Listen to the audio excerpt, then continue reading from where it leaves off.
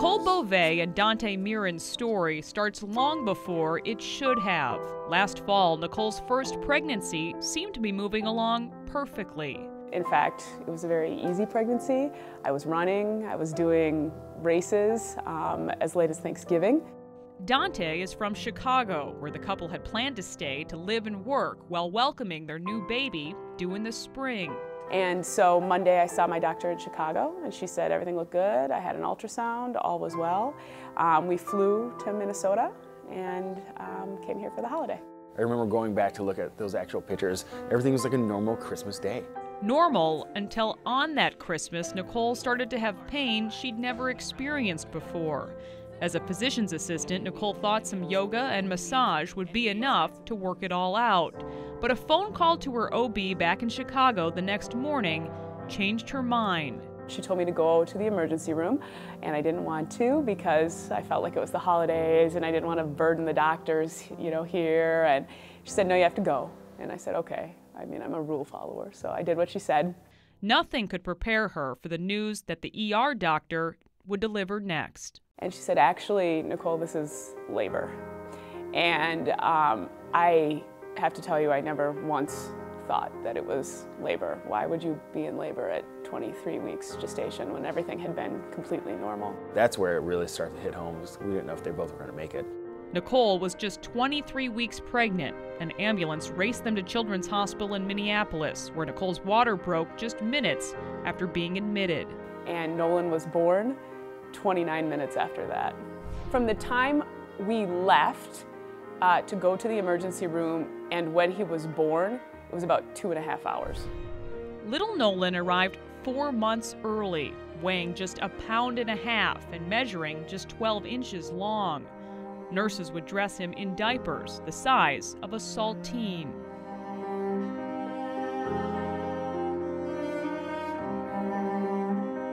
His little hand, his hand and feet were that big on top of my pinky. They said the prognosis was fairly guarded, that he was in critical condition, but that we were at the best hospital actually in the United States for outcomes for babies born his gestational age. Nolan's eyes were still fused shut. He had a tube in his throat to be able to breathe, and his skin was essentially see-through.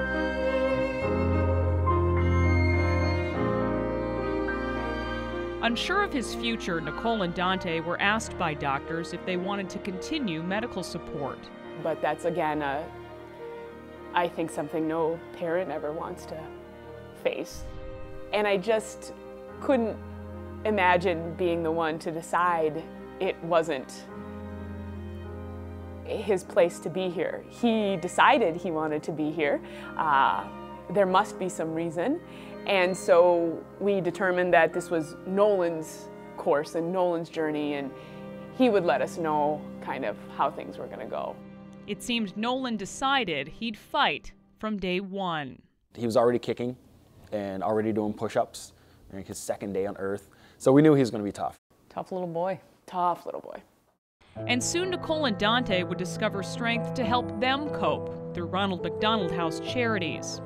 They've helped in ways we can't even probably define.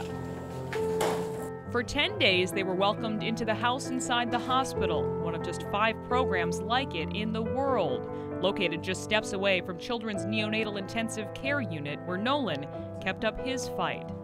Nicole and Donte had one of the 16 private rooms at the house inside the hospital. That's more than 8,500 square feet.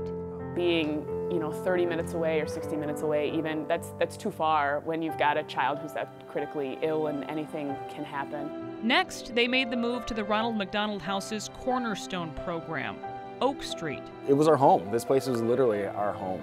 It's already so stressful. To take away some of that is invaluable. Private rooms to sleep and shower, a place to do laundry, and even eat healthy meals, all served by selfless volunteers. We couldn't believe that people were giving up their time to feed us. So probably our first week there, we cried at every meal. I would have never thought that I needed something like this. And what the Ronald McDonald House allows and gives to families is the ability not to worry about things you don't have time to worry about when you've got a sick kid. Yeah. Oh, get those hands. Might you smile? Get those hands. Get those hands. After almost 5 months, Nicole and Donte were finally able to take their baby boy home. Nolan is 9 months old now and about as handsome and happy as they come.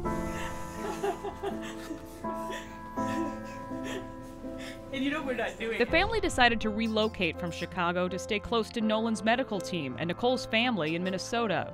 And they also feel good about being able to pop back in to see all the friends they made at Ronald McDonald House. Donte is an artist and donated 2 of his pieces to the houses with the hope they bring a brief break to other families facing such difficult circumstances. We walked up and down those hallways a lot, and we stared at a ton of paintings, and I tell you what, it takes your mind off of what's going on. We're friends of Ronald McDonald House forever, so anyone else that's associated with the Ronald McDonald House, absolutely, we're tied in forever. Nolan may be home now, but his fight is far from over. He suffered a significant brain bleed at birth and has gone through 4 different surgeries to try to correct any damage. Still, his future is uncertain. Doctors have said Nolan could develop like any other boy or suffer even more severe problems. That, I think, is one of the most difficult parts of the journey, is just not knowing. Because if you know, you can prepare for it on a lot of different levels. But when you don't know, your mind often goes to the worst place, I think. But Nicole and Donte have learned from their little fighter to fight on, convinced there's a reason little Nolan was in such a hurry to get here. My hope is that he's happy. I think hopefully that's every parent's hope, you know, and that he can understand how many people helped him so much along the way. So, yeah.